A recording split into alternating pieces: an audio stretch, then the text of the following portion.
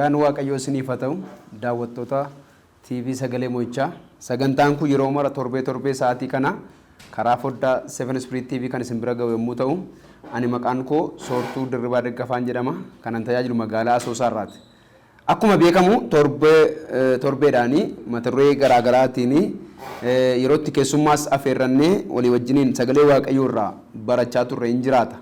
Har'a immoo jaalala Waaqayyoo ta'ee xumura waggaa kanaaf jalqabbii waggaa haaraa kanarratti ergaa Waaqayyoo yeroodhaaf keessa koo kaa'e qabadhee dhiyaadheera.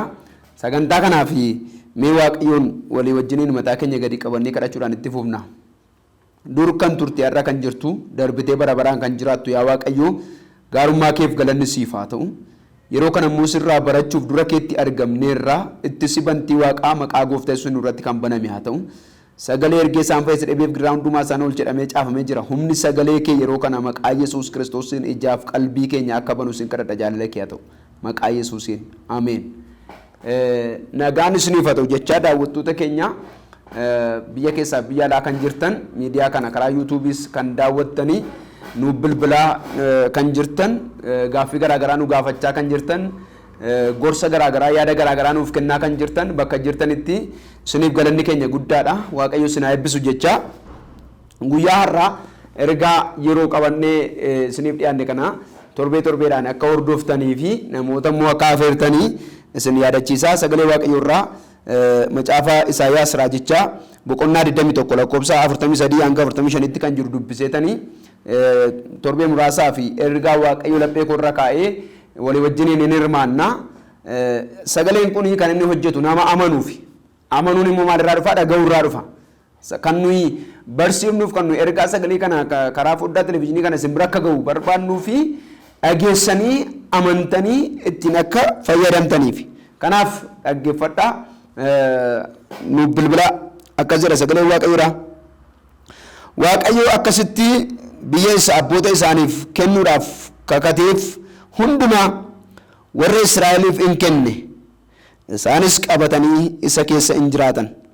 Waaqayyo akkuma abboota isaaniif kakatee ture karaa hundumaa boqonnaa isaaniif kennee diinota isaanii hundumaa irraa keessaa tokkollee isaan dura dhaabbachuu hin dandeenye. Diinota isaanii hundumaa Waaqayyo harka isaaniitti dabarsee in kenne. Wanti gaariin Waaqayyo saba Israa'el abdachiise hundinuu in raawwatame malee tokkollee keessaa hin hafne. Ameen. Mata duree ani irratti dubbadhu wanti Waaqayyo si abdachiise siif raawwata malee si duraan hafu kan jedhudha.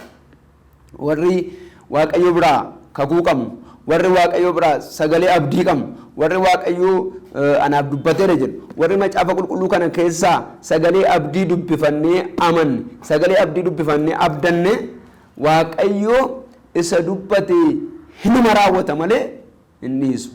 Galanni guddaan Waaqayyoof haa ta'u. Kutaa kana keessatti seenaa isaa bal'aatti keessa yoo galuu baadhee macaafni Iyyaasuu kuni macaafa warra amantiitiin jiraatanii yookiin immoo seenaa warra amantiin jiraatanii ibsuudhaaf kan barreeffamedha. Kana jechuun sabni Israa'el sabni lakkoofsaan hedduu ta'ee Waaqayyo karaa garbicha isaa Museedhaa biyya Gibsiidhaa kakatee fi itti dubbatee fi biyya sana baasee hedduu ta'anii utuu jiranii macaafa Iyyaasuu kana irratti garuu kan dhufnee argannu baay'een isaanii warra amantiidhaan isa Waaqayyo isaanitti dubbate amananii Waaqayyo natti dubbateera isa dubbate naaf raawwata, Waaqayyo naaf kakateera isa naaf kakate naaf raawwata jedhanii kutannoodhaaf ejjennoodhaan Waaqayyoon qabatanii warra adeemaniif macaafa seenaa isaanii ibsuudha. Kanarraa kan ka'e iddoo kanatti Waaqayyo saba Israa'eliin biyya Gibsiidhaa yeroo fuudhee ba'ee biyya Kana'aanii biyya aannaniif damma baasuttan isin galchaa garbummaa kana jala waanjoo garbummaa kanaa jala hin jiraattan jedheettidha kan inni fuudhee ba'ee utuu biyya Gibsii ba'anii biyya Kana'aaniin hin gahin garuu lafa onaa keessa beelaan dheebuudhaan rakkina gurguddaa baay'ee keessadha kan isaan darban. Kan isin dhibu rakkinni isaan keessa galanii abdii isaan kutachiisee namoota baay'eedha lafa onaa irratti kan nuti. Rakkinni isaan keessa galanii akkasaan waaqayyoon hin abdanne akkasaan waaqayyoon hin amananne akkasa waaqayyo sanni dubbate kana hin eegne godhee lafa onaa irratti kan hafe hedduudha. Akka sagalee waaqayyoo dhugaan ba'utti namoota 600 ol keessaa nama 2 yookiin immoo Iyyaasuudhaaf Kaaleb qofatu kutannoodhaan amantiidhaan ejjennoodhaan hamma dhumaatti jabaatee dhaabbatee sagalee waaqayyo waa isaaniif dubbate sana rakkinni karaa irratti isaan mudate lafa onaan keessa isaan keessa darban suni eebuu isaan arganii beelli isaan argan yookiin immoo lafa onaa keessatti gidiraa isaan arganii yookiin immoo dhiphinni isaan arganii wanti isaan nuffanii akka isaan waaqayyo irratti abdii kutatan isaan hin goone. Akka isaan waaqayyoon shakkan hin goone akka isaan waaqayyoon maman hin goone inni kan biraani saba waaqayyoon dhaga'ee kakuu waaqayyo galee fi kakuu waaqayyo fudhatee bahe kana waa lamatu gaaffii keessa isaan gashe kana san qabsiiseen darba inni tokko biyya isaanii itti galtanii dhaaltu jedhaman sanarraa Yenaaqota Hibuusota Amaaleqoota saba jajjabootu qabatee irra jiraachaa jira isaan kana itti galanii dhaaluudhaafi isaanii wajjiniin wal falmanii yookiin wal lolanii isaaniin irraa gadhiisisanii dhaaluutu isaanirra jira. Inni kan biraan immoo karaa isaan irra gara Kana'aan deeman kun karaa waaqayyo isaaniin irraa fuudhee adeemaa jiru kun immoo karaa lafa onaa jedhamu yookiin immoo karaa amantii gaafatu karaa karaan hin jirre. Kanaaf dhagaa jireenya kiristiyaanummaa keessatti namni yeroo baay'ee wanti inni isaaf hin galle waa lamadha jechuudha. Inni jalqabaa amantiin karaa ofii isaatii qaba. Karaa ilaalamuun, karaa argamuun, karaa mijataa miti. Silumayyuu amantiin wanta inni irra dhaabbatu wanta ijaan hin argamne irra. Wanti ijaan argamu amanuu hin barbaachisu waan ta'eef. Kanaafitu haala rakkisaa keessa ta'aniidha amanuun kan in amanama kan jedhamu yookiin immoo namni amantii qabu tokko akka inni amantii qabu kan inni beekamu akkam yeroo kam yoottanii haala rakkisaa keessatti haala dhiphisaa keessatti haala abdii nama kutachiisu keessatti haala nama sodaachisu keessatti haala bitaa namatti galu keessa taa'ee dhuguma namni haala sana gararraa waaqayyoon amanata haala sana gararraa isa waaqayyootti dubbate abdata haala sana gararraa isa waaqayyootti hin jedhe ilaala haala sana gararraa ija isaa Kiristoos irra kaata kan jedhudha amantii kan jennuun kan ilaalamu. Kanaafidha har'as bara keenya keessa nuun amantiidhaanii biyya lafaa kana keessa kan Kiristoos taane ijoollee waaqayyoo taane waaqayyoof kan waamamne yookiin immoo waaqayyo gara ofii isaatti kan nu waammate gara mootummaa isaatti kan nu waammate gara yaada isaatti kan nu waammate amantiidhaanii hojii Yesuus Kiristoos fannoo irratti nuuf hojjete sana dhaaluudhaaf waamamne sun immoo akka salphaatti yookiin immoo akka callumannee yeroo labsinu yeroo waaqeffannu yeroo faarfannu miti amantiin kan inni nu gaafatu maal barbaada sagalee waaqoodhaa gaafa dubbatu lola amantii isa gaarii sana jabeessanii loluu gaafata. Maaliif isa Kiristoos Iyesuus hojii isaa fannoo irratti nuuf hojjetee nuuf raawwate sana dhaaluudhaaf jireenya keenya irratti akka raawwatamuu fi jireenya keenya irratti raawwachiisuudhaaf maal nu gaafata yoo jettanii lola amantii loluu wal'aansoo amantii jabeessanii qabuu gaafata. Kanarraa kan ka'e sabni waaqayyo kakatee fi kakuu guddaadhaan biyya sanaa baasee dinqii gurguddaa itti agarsiise kuni lafa onaa irratti ga'eetu lafa onaa irratti akka isaan dhuman argina. Waaqayyo garuu sabni kun lafa onaa irratti dhume kakuu isaan hin dhiifne. Waaqayyo yaada isaan geeddaru, waaqayyo akeeka isaan geeddaru, waaqayyo isa dubbatee hinuma siif raawwata. Obboleessa obboleettii ko fagoo dhiyoo keessa ala teessanii haala mijataa haala mijanne keessa teessanii sagalee kana dhagaa kan jirtan waaqayyo irraa dhageessaniittu waaqayyo irraa sitti dubbateera mana keef sitti dubbateera hojii keef sitti dubbateera gaa'ila keef misiraacha waaqayyo waa'ee keef isa dubbate hinuma siif raawwata. Akkasidha sagaleen kun waaqayyoodha akkasitti biyya isa abboota isaaniif abdachiise abboota isaaniitiif kakate ijoollota isaaniitiif raawwate.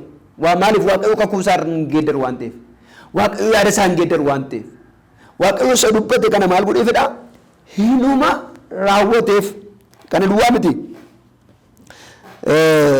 Waaqayyo akkuma abboota isaaniif kakatee tureere karaa hundumaa boqonnaa isaaniif hin kenne. Nama tokkoo fi ergaan qaba. Bara dura kana jiru kana keessatti waaqayyo karaa hundumaa boqonnaa siif hin kenna. Haleluuyaa. Praadaas waaqayyo karaa hundumaa gaafa nuni ikoonomiitti jireenya hafuuraatti haala dinagdeetti haala hojiitti wanta har'a itti dhiphattu wanta har'a itti gaaffii keessa jirtu keessatti waaqayyo boqonnaa siif hin kenna. Waa tokko namana waa'ee biyya keenyaaf hin kadhanna, waa'ee waldaaf hin kadhanna, waaqayyo bara dura keenya jiru kanatti yeroo dura keenya jirutti waggoota muraasa dura keenya jirutti waaqayyo karaa hundumaa biyya keenya hin boqochiisa. Waaqayyo karaa hundumaa siin hin boqochiisa. Siif garuu nama amma haala dhiphisaa keessatti teessee sagalee kana dhagaa jirtuuf ergaan qaba. Yeroo kamiyyuu dhaga'i. Ilaa waaqayyo yeroo bira kee jiru kana keessatti karaa hundumaa si boqochiisa. Maal jedha sagaleen kun irra deebiin dubbisa. Waaqayyo akkasitti biyya isaa abboota isaaniitiif kennuudhaaf kakateef hundumaa isaaniif hin kenne deetu waaqayyo akkuma abboota isaaniif kakatee ture karaa hundumaa boqonnaa isaaniif kenne. Diinota isaanii hundumaa keessas karaa hundumaa jechuun beektuu namni maallaqa gadi argate boqonnaan argatu. Namni fayyaa gadi qabu boqonnaan argatu. Namni jireenya gadi qabu boqonnaan argatu. Boqonnaan kan jiru Kiristoos keessadha. Boqonnaan kan jiru haara galfiin kan jiru gammachuu guutuun kan jiru nagaa guutuun kan jiru eenyu keessadha? Kiristoos keessadha maddisaa. Kanaafitu isaan qabeenya argatanii fayyaa akka hin namne, qabeenya argatanii diinaan akka hin lolamne, jireenyi itti tolee karaa biraa immoo akka hin rakkanne karaa hundumaa waaqayyo maal isaaniif kennedha? Boqonnaa isaaniif kenne.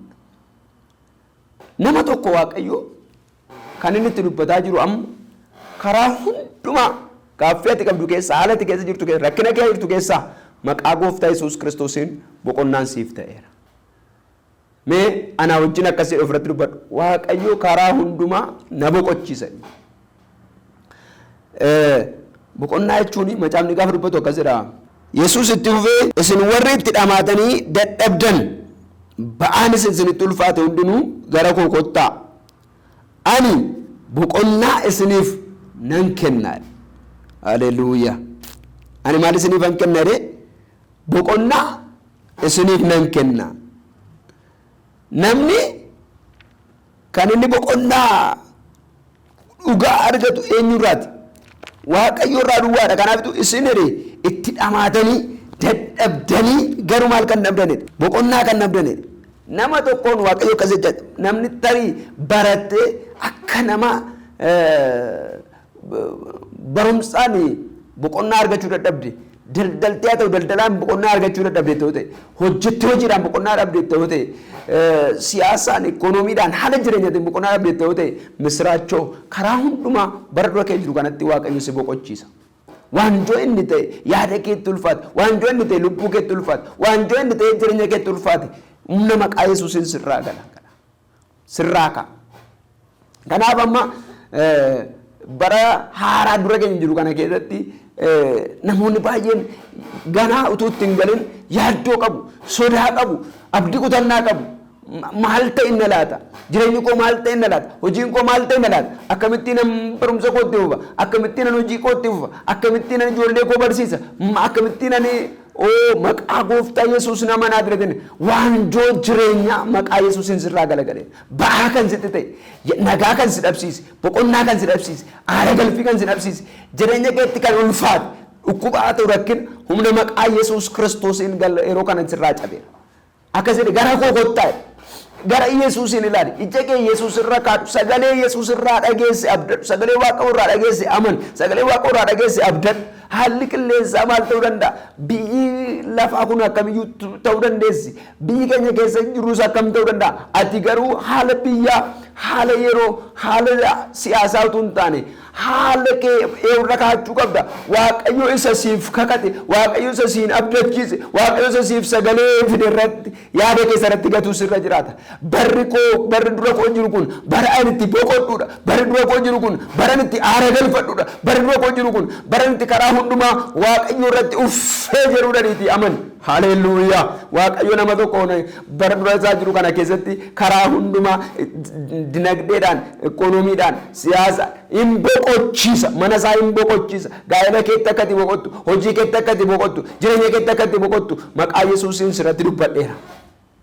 Kanaafitu sagalee Waaqayyoodhaa maal jedhee gara koo kottaa isin dhamaatanii ba'aan isinitti ulfaatee kan maal kan dadhabdan ani maalin godhaa boqonnaan isiniif kenna. Waaqayyo kan inni nu waamee fi gara ofii isaatiitti maal nu gochuudhaaf boqonnaa aara galfii nagaa nuuf kennuudhaaf. Boonaan dhufee ganna dhufee yaaddoon qabu sodaan qabu namni Waaqayyoon amanatu amanannaan isaa Waaqayyoon kan ta'e abdiin isaa Waaqayyoon kan ta'e namni Waaqayyoon amanatu jechuun immoo nama Waaqayyoon dhaga'uudha. Kanaaf mata duree ergaa Waaqayyoo yeroo laphee kurra kaayan isinitti dubbachaa jiru Waaqayyoo isa siif dubbate siif raawwata kan jedhu jalatti Waaqayyo karaa hundumaa si boqochiisa siin jechaa karaa hundumaa bara dura kee jiru kana keessatti yaaddoo miti kan Waaqayyo dura kee kaa'e dhiphina miti rakkina miti gidiraa miti tarii wanti amma qaamaan teessee ilaaltu mana kee keessaa waan abdattu hin qabdu ta'uu danda'a akkaawuntii kee irraa waan abdattu qabdu hin ta'uu danda'a firaa abdattu hin qabdu ta'uu danda'a waaqni inni waaqaaf lafa uume inni waan haaraa gochuu danda'u garuu akkasiin jedha karaa hundumaa sin boqochiisa mucaa koo namni namni ammas yeroo kana taa'ee na dhaggeeffataa jiru ba'aa jireenya isaa ba'aa ulfaataa itti ta'ee yaaddoo guddaa itti ta'ee haalli harkaa badee guyyaan dukkanatti fakkaatu Waaqayyoo akkasitti jedha karaa hundumaa sin boqochiisa. Haleluuyaa. Waaqayyoo duwwaadha kan nama boqochiisu. Waaqayyoo duwwaadha kan aara nama galfachiisu. Waaqayyo gaafa si boqochiisu immoo duwwaa keessaa waa baasa. Waaqayyo gaafa nama boqochiisu immoo waan hin jirre jiraachisa. Waaqayyo gaafa nama boqochiisu immoo lafa onaa margisiisa. Kanaaf macaafa qulqulluu keenya irraa seenaa Aggaariin gaafa dubbisnu Aggaarii lafa onaa keessatti wanta mucaashee bishaan mucaashee obaaftu ofisheetii bishaan oduu dhabdee lafa lixxu dhabdee lafa isheen boossee wawwaattetti abdii kutattetti Waaqayyo burqaa bukkee isheetti banee yookiin immoo burqaa bukkee ishee jiru ija ishee banee itti agarsiiseetu akka isheen aara galfattu akka isheen boqottu godhe. Nama tokkoof ergaa kanan dubbadha maqaa Gooftaa Yesuusiin bara 2015 dura kee jiru kana keessatti bara 2015 dura kee jiru kana keessatti burqaa ati hin beekne tokko sitti banee Waaqayyo aara si galfachiisa. Yaaddoorra, sodaarra, dhiphinarra, rakkinarra, abdii kutannaarra, garatti gora wallaaluurra maqaa Gooftaa Yesuus nama Naazreetiin yeroo itti aara galfattu, yeroo ati itti boqottu, yeroo itti uffee jettu siif ta'eera maqaa Yesuus. Haleluuyaa. Kanaaf firoo tokko Waaqayyo wanta isinitti dubbate yaadadhaa. Wanta Waaqayyo isiniin jedhe hordofaa. Wanta Waaqayyo isin abdachiise dhaggeeffadhaa yaadaa eegaa. Biyyi lafaa kuni guyyaa guyyaatti oduu haaraa qabdi. Oduu haaraa isheen qabdu maalidha? Rakkina, dhiphina, gidiraa. Kun immoo biyya lafaatiif haaraadha malee nuuf haaraa miti. Maaliif yoo jettanii waggaa 2000 irraa fuuldura yeroo macaafni qulqulluun kun barreeffame bara dhumaa kana keessatti wanti ta'u hundumti isaa tokko lamaan as keessatti barreeffameera. Lolli oduun lolaa sabni saba irratti ka'uun kerkerri lafaa lolaadhaan bubbeedhaan rakkinni garaagaraa oduu hamaan biyya lafaa kanarratti akka baay'atu waggaa 2000 irraa fuuldura raajonni hafuura Waaqayyootiin geggeeffamanii namoonni Waaqayyoodha ergamoonni ergamaa Phaawulos fa'aa Gooftaa keenya Yesuusin dabalatee akka nuyi har'a gaafa kana arginu har'a gaafa nuyi akkana dhageenyu har'a gaafa kana kun ta'u akka nuyi naane akka nuyi wergamne akka nuyi abdiin kutannee fi dursanii nu barreessanii. Macaafa kana yoo sirriitti hubanne wanti utuu macaafa kana irraa hin jiraatin ta'aa jiru tokkollee hin jiru. Wanti tokkollee. Kanaaf jedhama sagalee Waaqayyoodhaa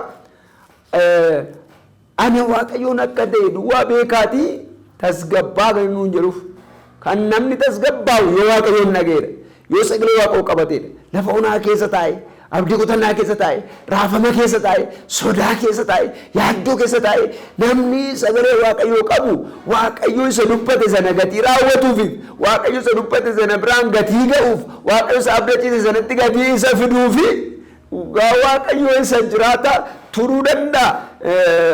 Waan hafe waan irraanfatame waan gatame fakkaachuu danda'a malee inni Waaqayyoo jedhe inuma ta'aaf. Kanaafidha tureera ta'uu danda'a, irraanfatteera ta'uu danda'a, dagatteera ta'uu danda'a malee inni Waaqayyoo siin jedhe inuma siif raawwata. Waaqayyoo isa sitti dubbate sin dhiisu. Kanaaf bara dura koo jiru kanatti maalin ta'a laata jettee yaaddoo keessa kan jirtuufi Waaqayyoo isa siif dubbate siif raawwata. Gaafa Waaqayyoo isa siif dubbate siif raawwatu immoo maaltu siif ta'uu dhabin jalqaba Waaqayyoo karaa hundumaa si boqochiisa uffeetta. Anaaf akkas ta'a maqaa Yesuusiin bara dura koo jiru baran itti aara galfadhu naata. Nana mana Waaqayyoon na abdachiiseera. Kakuu baay'ee sagalee kanarraa dubbifadheera. Kakuu baay'ee Waaqayyoo karaa raajota karaa ergamootaa natti dubbateera. Kakuu baay'ee Waaqayyoo irraa dhaga'eera. Abdiin qaba Waaqayyoo bira. Waaqayyoo immoo isa abdachiise Waaqa raawwatudha. Waaqa kakuun geeddareedha. Waaqa yaada isaan geeddareedha waan ta'eef an bara dura koo jirutti maaltu sitti argama dirribattanii yoo na gaafattanii kanatu natti argama maal Waaqayyoo karaa hundumaa kan na boqochiisu. Waaqayyoo isa dubbate akkanaaf raawwatu. Waaqayyoo fiixaan ba'umsa akkanaaf kan. Waaqayyoo mo'icha akkanaaf kan. Waaqayyoo burqaa akkanaaf kan. Abdii haaraan dura koo akka jiru. Lakkinni natti argamaa jiru. Dukkanni natti lakkii dirriba maal wanti argamaa jiru wanti dhagahamaa jiru yoo kana ani isa hin beeku isa Waaqayyoon jedhu hin beeka isa Waaqayyoo hojjetu hin beeka ani garee Kiristoosidha. Kanaafidha Phaawulos akka jedhu nuyi sammuu Kiristoos qabna. Kanaafitu yaada garaa isa Kiristoos Yesuus qabatu qabaadhaadha sagalee Waaqoodha. Sammuu Kiristoosiin namni qabu immoo wanti biyya lafaa keessa jirtu hin haasa'u. Yookiin immoo akka warra biyya lafaa abdii kutannaa keessa galee sodaa keessa galee yaaddoo keessa galee raafama keessa galee waan godhu wallaalu. Maaliif sammuu Kiristoosiin namni qabu amantiidhaan abdii guutuudhaan hirkoo jabaadha qabaata. Haleluuyaa. Kanaafidha har'a egaa yeroo baay'ee amma bara dura keenya jiru kanaaf yerootti karaa adda addaa mana amantaa hundumaa keessatti yerootti kadhannuudha. Akkuma kana waldaa ergama dhalootaa waggaadhaan akkuma godhamu magaalaa Adaamaatti sagantaa laguuf kadhannaa guddaatu geggeeffamaa jira. Sagantaa kanarratti hagayya 30 fulbaana tokkotti dhuftanii wajjiniin yoo Waaqayyoon kadhattan yeroo keessan yoo Waaqayyo wajjiniin dabarsatan kan waggaa dhuftu kakuu sagalee haaraa Waaqayyo isiniif hin fida. Garuu waan tokkoon isiniin jedha yeroo baay'ee namni kadhannaa galeellee kadhannaa keessa taa'ellee sagalee inni ofirratti dubbatu sagalee inni dhaga'u kan dukkanaati kan abdii kutannaati kan yaaddooti. Angaruu waatu natti argama sammuu Kiristoosin ijaan qabuu fi sammuu Kiristoos keessa dukkanni hin jiru sammuu Kiristoos keessa abdii kutannaan hin jiru sammuu Kiristoos keessa yaaddoon hin jiru maaltu jira dirribattee yoo na gaafatte misraachoo sittan hima Waaqayyoo bara dura jiru kanatti karaa hundumaa siin si boqochiisa siin aara si galfachiisa. Waan tokko hin beeka Waaqayyoo Waaqa iddoo hundumaatti argamudha. Garuu kan nama dhibu Waaqayyoo nama kamiin gargaara jettan nama isa amanatu. Nama isa abdatu, nama maqaa isaa waammatu, nama gara isaa ilaallatu, nama yaa Waaqayyoo gara isaatti iyyatu qofaan.